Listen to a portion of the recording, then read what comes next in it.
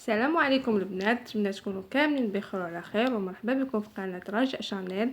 اليوم وجدت لي نوغات بطريقه سهله، وكيف ما كتشوفوا لي فيديوهات ديالي كاملين كنديرهم بحاجه بسيطه وحاجه متوفره عندنا في البيوت ديالنا. واليوم وجدت لي نوغات اللي كتشوفوهم جاو زوينين ورائعين، لا في المذاق ولا في الشكل، وكيجيو احسن ما تشريهم او لا تخرجي باش تقديهم، كتستعمليهم غير راسك في الدار وبطريقه سهله. كيف ما كتشوفوا عندنا المقادير بساطين ويمكن متواجدين في كل بيت، شي حاجه بسيطه يمكن توجدوا بها لي نوغيت. عندنا شابلو، كاين الكفته، يمكن لكم ديروا عندها اللادان، كفته ديال اللادان، يمكن لكم تطحنوا الدجاج، صدر ديال الدجاج كتجيبي حتى هو رائع، وطحن الفرز ولي توست.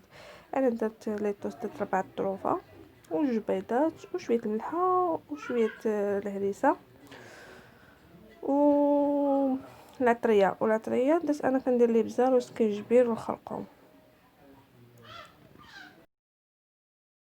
كيف ما كتشوفوا كنشدوا لي توست، كنقطعوا لهم الجناب ديالهم وكناخذوا غير البابه. الا ما كانش عندكم لي توست، غير الخبز ديال الدار، البابه ديال الخبز ديال الدار تستعملوها صراحه كيجي زوينين هاد لي نوغيت. وكنديروهم في نقطعهم طريفات ونخلطهم مع الكفته اللي عندي ديال لادانت اولا ديال الدجاج اولا اللي عندكم حتى ديال الحوت، كتجي زوينه. طريفات ديال الحوت وطحنوهم معاهم وديروا لي نوغيت ديال الحوت كيجيو زوينين ورائعين. صافي وكنطحنوهم كيف ما كنقرضهم كيف ما كتشوفوا لي توست، وكنخلطهم مع الكفته وكنطحنهم في المونيليك حتى كتخلط العجين بجوج بيهم كيتخلط. كيف ما كتشوفوا معايا درت شويه الملحه ودرت شويه الهريسه. انا ما كنبغيش الهريسه بزاف، درت غير شويه. واستعملت العطريه، درت الخرقوم، درت سكينجبير، شويه سكينجبير، شويه الابزار. هذه هي العطريه اللي كنستعمل فيها. وكنخلط الخليط ديالي، كنخلطو مزيان باش كامله تكون متبله مزيان كامله. ومن بعد غنوريكم الطريقه كيفاش كنستعمل كيفاش كنقاد لي نوغات ديالي.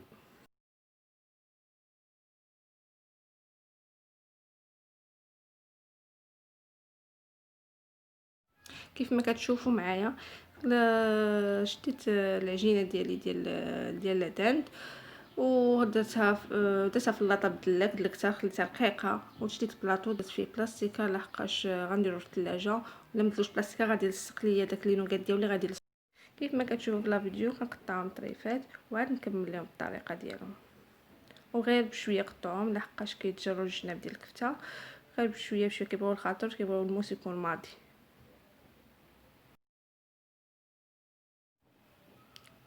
صافي كنبدا نهز المكعبات ديالي ديال لي نوغيت، كندهزهم كنديرهم في الطحين في وسط الطبق، ومن بعد كنديرهم في البيض، ومن بعد البيض كنستقطرهم مزيان وكنعاود نديرهم في لاشابلور وكنكملوا وحده بوحده. كيف ما كتشوفوا الطريقه سهله وبساطين، المكونات ديال ديال الاستعمال بساطين وكيجيو رائعين. شوفوا كتشوفوهم في المنظر كيجيو زاهرين، حتى في المذاق مقرمشين وزوينين.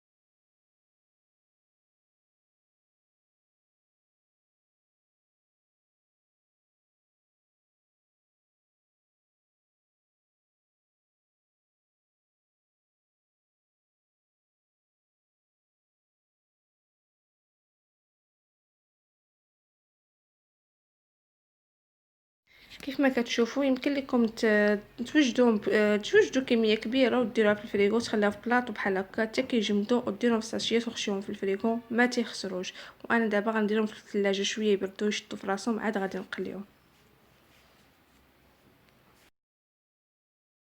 كيف ما كتشوفوا انا استعملت هاد المقله اللي الصراحه كتجي زوينه في القلي، هي اللي نافعني في القلي الصراحه. صافي غندير فيها الزيت وغنحطها تسخن حتى كتسخن مزيان، وعاد نجبد لي نوغيت ديالي من الثلاجه وعاد نحطهم يتقلاو. غنخوي الزيت القياس ديال لي نوغيت اللي عندي ونحطها تسخن.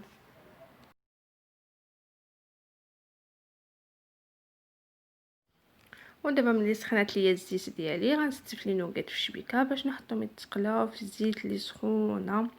غنستفهم وحده حدا وحده بشويه ونحطهم يتقلاو.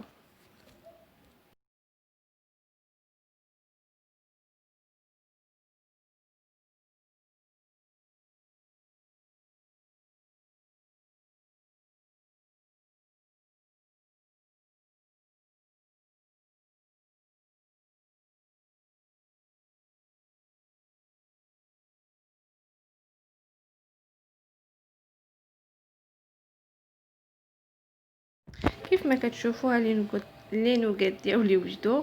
نتمنى يعجبوكم، نتمنى ان هاد لا فيديو ينال الاعجاب ديالكم. ولا عجبكم لا فيديو لا ما نوصيكم والبنات اللي جدادين معنا وشافوا لا فيديو نتمنى انهم يشاركوا معايا ويديروا لي ابوني ويضغطوا على الجرس باش يوصلهم كل جديد من شيوات رجاء شانيل اللي بساطين ومكونات اللي موجوده عندنا في البيت. ونتمنى لا فيديو ينال الاعجاب ديالكم. نسيت ما قلتش لكم الناس اللي ما كيبغيوش انهم يقليو في الزيت يمكن لكم ديروه في الفران. بشرط انكم ديروا الورق ديال الفران على الطاوه وتطوهم وتخشوهم في الفران، كذلك كيجيو رائعين. ونتمنى هاد لا فيديو ينال الاعجاب ديالكم. الا عجبكم لا فيديو ديالي ما تنساونيش في الاشتراك وديروا لي الجيم وتضغطوا على الجرس باش يوصلكم كاع الجديد ديالي. وشكرا.